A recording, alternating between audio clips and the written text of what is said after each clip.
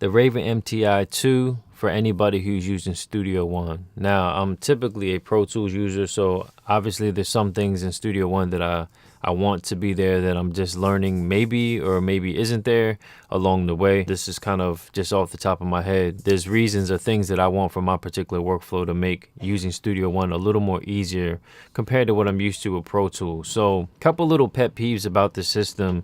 If you're looking for hands-on control, the things that they advertise about it is nice. You do get a 27-inch monitor. Can be used just as a monitor itself if you want to. Touch screen for your computer if it allows it. But let me just get into the actual workflow of things as far as certain things that kind of irritate me a little bit.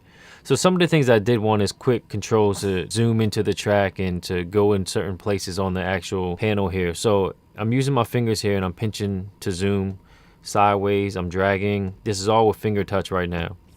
So for example, they have a shift, control, option, alt, command, and enter. Enter is if I put my finger where you can't see my finger, but just follow where the actual line is here. And I hit enter and it puts a marker. So, and if you hold for a second, well actually, yeah, there it goes. So if you hold for a second, it'll move along with your finger. And the actual batch control, which is the bottom two bars here, I'm going to move them away, back and forth. Those things right there, and you can hide it in general. Those things right there actually, you'll see it kind of blink a little bit when you hold something, so you know that it's responded to it, your touch function. Something that is in the directions but may be hard to find for new users who are impatient like myself. You'll notice that when you resize this Studio One window, you're going to have to resize the window to the point where this rack is not overlaying it, because if it is, it's going to cause a problem. Let me get rid of this.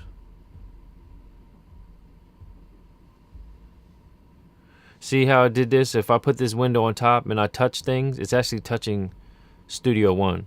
So I'm actually touching this transport window, but I'm not. I'm touching Studio One, which is behind it, because you need to drag this thing. And actually, I can't even drag it now. It's stuck.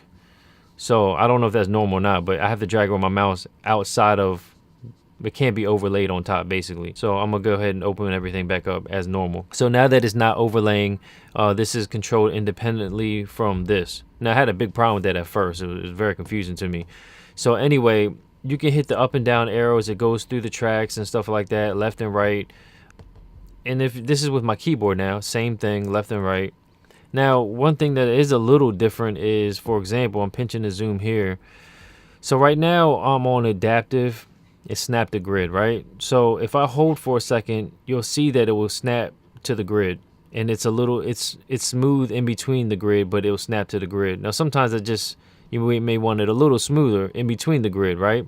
So if you hold shift on your actual keyboard, there is no snap anything. It just moves wherever you need to move. Now, if I let go of that, it's going back to snapping. Now, if I hit shift on the actual batch commander and I do it, it still snaps. So it's not actually working for certain functions, which is weird to me. So yeah, I really don't like that. Undo. One thing I don't like about Studio One, I don't know if they fixed it on the mixer, and this is not about the Raven, but in general, if you grab your fader and move it and you hit undo, it doesn't undo the fader control. For example, here's the vocals right here. I highlight it with my finger, and I'm gonna let you know if I touch something with the keyboard, so assume everything is with my actual fingers. Just say I'm at 3.1 decibels and just say I really like what that sounds like, but I just kind of want to fine tweak it. I want to kind of adjust the volume ever so slightly, right? So just say I made a mistake and now it's down here and I need to get it back and I didn't like it. I can't go back to where I was, so that's really strange to me. Back to this touch control and the shift and the alts and stuff like that. I purchased this thinking that there was something called fine fader control, and fine fader control, at least far as what I remember, maybe like I said, it could be user error, but far as what I remember, I don't remember seeing it saying it was only for Pro Tools, because it was just advertised as a general feature. So just say I'm at negative 2.4 decibels for my volume for this verse, and I want it to be fine adjusted. When you touch this fader, one thing you don't want to do is hold it, because this is what will happen when I slide down. You see how it thinks I want to move the track itself over or something like that. So basically what you want to do is when you actually touch the fader, literally just touch it and it glides, right? So it's really easy, and you can grab another fader. Whoops, I had to hit the mute button by accident. then you can slide your finger across and then grab another fader and do all this crap. And it looks cool when he shows it, but in reality, nobody's going to be mixing like that. Back to the 3.4, now I'm at 3.4 decibels. I'm highlighting where I want to be at. So just say I want to fine tune it just even by 0.2, 0.3 decibels. I like to do by 0.1 for fine tuning certain things. So as soon as I grab this fader and just say I have it at 3.4 and I just want to just say at 4, right? So I'm barely touching it. Oops, hold on. So this is the thing. If you touch it carefully and slowly, it'll highlight the track, right? So the way that you grab these faders is you really don't hold it. You just literally start moving it. So you don't hold it at all. You just start moving your finger. So let me go back to, all right, I'm at 1.7, sorry. Just say I want to go back to 0. The only way for me to smoothly get this to 0, I'm just going to grab the fader. And like I said, if you hold it, it's going to highlight. And if I want to just move the fader naturally like if it was a real fader, it's going to start moving too fast. And then I got to, let me show you. So see how it jumped? I'm barely touching this fader. So now I got to go fine tune back and forth. Instead of like on a hands-on analog gear, you'll grab the fader and slowly move it up. This, I'd have to move it up and then go back down and maybe back up again. And then I'm trying to fine tune it. I'm gonna use my mouse right here. So under Studio One, they say go into keyboard shortcuts. You go into you go to Studio One and then you import their Raven Studio One key commands. When you do it, I don't know why I keep changing the Pro Tools modifier, but certain things are missing, such as, it's called nudging. So nudge up, fine nudge down, and stuff like that. And what that is, if you're not sure what that is, let me show you. So if you highlight a track, all right, let me stop using the mouse. Here's the track. I have it at -1. And just say, if I hold Alt on the keyboard, and I hold the up arrow on the actual keyboard, it goes up by 1 decibel, as you see, right? Which is really handy. Now, if I hit Shift, Alt, and up, it does it by points. 0.1 decibel, right? Up and down. Now, the problem I have with this is the whole point of me having a control surface was to eliminate the keyboard as much as possible. And if I find myself having to go back to the keyboard for these type of things, it just seems a little pointless. And if I hit Shift, or I hit Alt, Shift and Alt, and there's an up and down arrow on the control panel, it does nothing. It just shifts through the actual tracks, which is not what I want to do. If I just hold the Alt, it doesn't do it. If I let go of the Alt and I hold Alt on the keyboard and hit the up arrow on the touchpad or the touch screen, it doesn't do it still. So the only way to make this happen is I actually have to use my Apple keyboard. These simple features of having a control surface is to have hands-on control, and they promote it as if you can use it in conjunction with the mouse, but certain functions of having faders and showing how you can touch them and move them, like I said, it looks really cool, but nobody's going to mix like that as far as I know. So the demonstration is not true what they said, but in real world circumstances it seems a little awkward. It seems like you would still grab the mouse. And for me, and like I said, this could vary for other people because they may want the batch commands as one of the main features, and depending on what type of music you do, if you always tend to have X amount of vocal tracks and you tend to have the same plugins on them, and maybe on a default, or maybe you have them at a specific setting, what you can do to kind of avoid having to use something like a batch commander for some of the functions is just creating templates. So if you create a blank template and then you add, just say you have 10 vocals, usually just say for, I don't know, an R&B or a rap or whatever type of music that you produce or record, and you generally have the same amount of tracks for hooks, ad-libs and intros, outros, and everything that you can think of. You can make separate templates for those type of sessions that you normally would have, because they generally will be somewhat around the same thing. You generally may use some of the general plugins, and you may have to add here and there and take away, of course, but in a sense, that's kind of what these batch command functions do. For me, is it does things that I could actually already do if I create a template. I don't have to create or hit a button and make them all color coded and be able to make 4 hook tracks when I could have had that from the beginning muted if I wanted to with the template. There's a lot of people that apparently use this, so it's not bad. It works for them. Certain people like myself, you really don't realize until you actually have it in hands-on and use it to understand how functional it will be for you in your situation. And me knowing now how this works for me, the mouse will ultimately be a little faster for me for certain things because it seems a little quicker. The hands-on thing, you still have to kind of hold your hand for a second to activate certain functions for you to glide across things. So if I touch something or if I want to highlight something, I put my finger on it and then I slide. So me holding that for a quick little nanosecond or whatever it is I could just easily grab my mouse here and do the same thing that fast. So I mean, I can time it. I can put the mouse at the bottom, all the way at the bottom of the, I don't know if you can see the cursor. So if I grab my finger, I'm holding it, slide it. All right, now here's the mouse.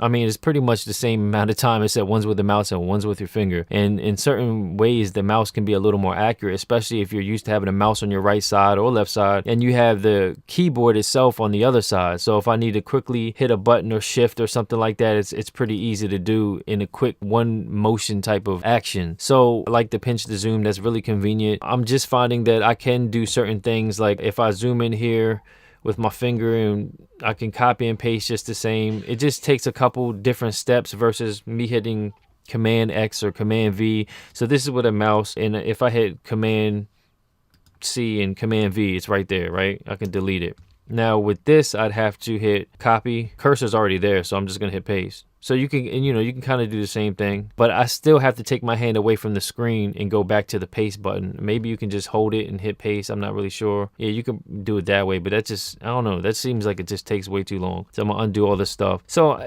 for something like this, I could hit Command, copy, and V, and I could make it way faster. I could hit Command D and just keep going, and it'd be a lot faster. So like I said, it all depends on your function. If you want to do it for editing, I don't know if it's the fastest tool.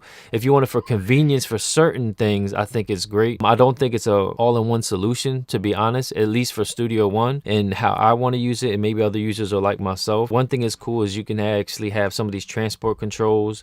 You can actually have them on your app as far as a Wi-Fi network with your phone or with your iPad, and you can actually control certain functions from the actual booth if you're maybe recording yourself or something like that. So as you add the rack, yes, there's many custom functions. You can drag and move things around, and you can see I can move things around here. Hopefully you can see that on the screen or the screen capture. You can move all this different stuff and make it a little more creative for you, which is nice. It's just that some of these things that they add, like create bus channel, create this, it's really not that hard if you think about it. I mean, if you want to just highlight and change the color or something, you can just grab your mouse. Well, let me grab something else. Just say I want outro. I hold shift, and then I grab this and change the color, and they're all the same color. I mean, it's not that hard of a thing to do. Just say I want to change everything. I hold shift, go to the corner here. Oops. Go to the, sorry, I can't even see what I'm hitting. Go to the corner and then change whatever color I want. That fast. Now, if I want to do this with my fingers, that might be a little more difficult. So let's just try it. Let me hit shift on the keypad, and I hit the button, I highlight it. Then I have to try to figure out how I'm gonna get my finger, which was already a little, I kept hitting the wrong button with my mouse. So let me have to enlarge everything, I guess. Once I enlarge everything, I can go ahead and hit the color. I'm hitting it like multiple times here. Then I can change the color. I mean, but in order for me to do that, I have to pinch and zoom and make it large enough for my fingers to activate it. If you're using a mouse, it doesn't matter. I can make this as small. Well, this is as small as it can go. I could pretty much just highlight it with shift button and the click, and then change the color that fast. The way it seems to certain people like myself, when you first look at it, you're like, man, that's so cool. You can mix and you can grab the fader and do all this crazy stuff like this, and look how fast it is. But in real life, when you use it, at least for me, like I said, I want to keep reiterating that because I don't want to seem like I'm hating on it, but just for me, it just doesn't, I almost kind of don't see the value. I can see it maybe for some people, but for me, part of the value just seems like a little overkill. So here I'm at volume again, this one right here labeled V. So if I grab this -4, I grab it, yeah, it works smooth and everything, right? So -6, I want to move it to just say -7. Oh, it jumped to -10, -13. I'm barely even touching this thing. So now I have to go back up slowly, and that could be annoying. It's like on an analog fader, you wouldn't have to keep adjust to up and just down just to get back to where you were. So for something like this, I can just hit this and hit shift alt and up arrow, and I can fine tune this, or I just hit alt and hit my up arrow by 1 decibel. Now, if they would have made this available on the touch portion, even though it's just as fast on the keyboard, it's literally right in front of me. If I could have hit shift here on the actual bash commander and hit the up and down arrows and did the same thing, I thought in shift alt to do fine control, I would have been fine with not being able to touch the faders. Because to be honest, like I said, when you touch the faders and you're already almost at the point of where you want it to be mixed at, and you just want to fine adjust it, and I'm not even talking about 0.1 decibels, I'm just talking about maybe a decibel or 1.5 decibels, or you're pretty much in the ballpark where you just have to, like I said, somewhat fine tune it. So this is 4, I wanted to make it 1 decibel or even 2 decibels. It jumped to 8. I barely even touched it. So it's like, okay, so I jumped to 8, then I gotta go slowly back up and find out where I was. To be honest, it seems useless. If it's something I'm doing wrong, please correct me, whether it be somebody from Slate or be an actual user. Tell me if I'm doing something wrong. I'd like to know. I'm not, like I said, that's why I'm not bashing it, because it definitely could be user error. I'm just sharing my experience with anybody who's interested in this actual product. I tend to be a loyal customer to whatever products I buy, not meaning that I don't buy other products, but when I usually like something from a company, I tend to stick with it and buy a lot of things from them because I trust the brand at that point. And that's exactly what this is. I'm not bashing it. I heard about the virtual microphone system, wasn't sure about it, to be honest, and I made a video about that when I unboxed it. The way I tested the company out in general was I got some of the plugins and I tested them on a demo, and I liked them so much I didn't even do the payment plan. I just purchased them outright. A good majority or 80% of them that at least that I wanted to own. And once I did that, I was comfortable and I purchased the actual microphone system. That's a decent microphone for anybody interested in something like that as well. And then on top of that, because I'm a new Studio One user, I was like, you know, I have a Faderport and I used to use a Digio 3 board for Pro Tools prior. It comes in handy because sometimes I just don't want to use the mouse, and for my personal preference, I don't have to use it, but it's something I want to do and it feels more comfortable for me. So I had an old Faderport sitting around. It's like brand new in the box, and I might actually end up doing some type of giveaway for that. Pay for everything that you see on these things, so they're not given to me or sponsored or anything. So if I figure some kind of giveaway, I just don't want to lose in the negative besides giving something away. So I have to work something out because I have other things or other pieces of gear that cost maybe a little bit more that I would try to figure out a way. Maybe somebody paid for the shipping. I don't know, but I have to figure that out. Anybody has suggestions, just leave a comment below and let me know. But back to the Faderport. The Faderport, you can do fine adjustments as well, which is nice. The only thing that I wanted was a couple custom functions that were, it only let you do like 2 custom functions. I believe it's 1 button and it's a foot pedal switch that you can customize, which I wanted to use, but I felt like it wasn't enough because it was simple things that I wanted to get to that I'm used to doing on Pro Tools that seem to be a little bit faster. And when you're doing something, or if you're in a hurry of some sort, and a couple of seconds can stop your creativeness in any kind of way. It can stump you, it can make it easier, it can frustrate you, it can do both. So depending on the type of person you are, I don't know how you are, but for me it can. I want it to be easy and fluent as possible. I don't want any hiccups. I don't want to stall. It's the last thing I want to worry about. I just want to be smooth in my workflow. With that being said, I just saw that they were going to release a Faderport 8, and it was for $500. Now, for that type of controller, that's a pretty good bargain in today's climate. For some reason, they kept pushing it back as far as the release date, and I would have already ordered it. But since they didn't, I ran across, because I was already familiar with the Slate company now, I saw that they had these touch panels, and it kind of opened my eyes. I saw the demo, and you know, my eyes got big about it, and I was kind of excited about the functionality. And I figured for half the price, it does everything that the Faderport does, plus it's a screen, and plus it can do a lot more with the bass control system. So I figured the other $500 would be worth it as far as the functionality and what you actually have here. The Faderport can use as a Mackie controller, so you can use it in Pro Tools, Studio One, pretty much almost anything. I don't know, but almost any DAW, I'm sure. With this Slate stuff, the Raven, you actually have to whatever DAW that they offer. If you use Pro Tools, for example, you register it for one system, and then if you want to also use it for Studio One, because I use both Studio One and I use Pro Tools, and I'm trying to see if I can phase out Pro Tools, but there's just a couple of things that I really prefer in Pro Tools. Simple things, but they're things that add to my functionality that I'm trying to figure out if I can do it in Studio One before I completely get rid of it. The Faderport, I thought it was a good deal, and then I ended up not going for it because even today, it's still not actually for sale. Even though some places say it's in stock, it's still not shipping for some strange reason. And I measured it. I think it's only 12 by 13, probably the size of a machine jam or something very close to it. And it's USB, and you can use it on anything. So as far as bass controls, if you need those things and you need to put 4 tracks on the fly and have it colored for you and stuff like that, I mean, maybe this is for you. And if you're like me who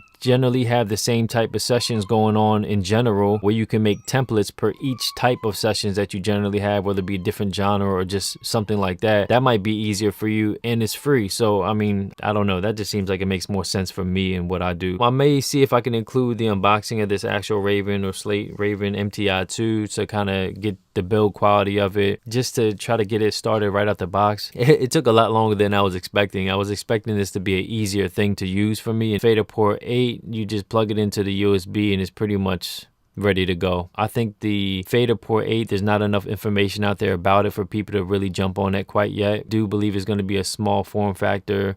There is a shift buttons as well for fine fader controls, just like you can on the Faderport 1 or the original. And there's also buttons I believe you can hit to zoom in, which is something that I actually really wanted, like a quick zoom in button real fast. Like I said, I can do it now with my fingers, which is great, but the fader thing is actually one of the biggest things that I really wanted, especially because on the commercials on YouTube that they promote the fine fader control and how you can fade or use your fingers and do all this cool mixing and stuff like that in the mix windows. And they show it for all of the DAWs. I know that they don't show fine fader under the Presonus Studio One specific video, but if you just look at their advertisement in general for the MTi 2, I believe they're not specifically saying what is for what, if I recall correctly. I think they're just showing features and generally talking about things like it offers fine fader control. They don't say which DAW it's for, as far as I remember. I could be wrong. Those kind of got me excited, and I was like, yeah, I want that. That's exactly what I want. I don't need a Faderport. But now I realize that even though this has a lot the Faderport doesn't, there's still a couple little things that the Faderport can do that this can't, but that was important to me, you know? So I don't know. That's pretty much, I don't want to keep rambling too long. I'm talking a lot right now. Anybody have any questions about it, please let me know. If this is helpful at all, please hit like and subscribe, or visit www.howtoandreviews.com. Till next time.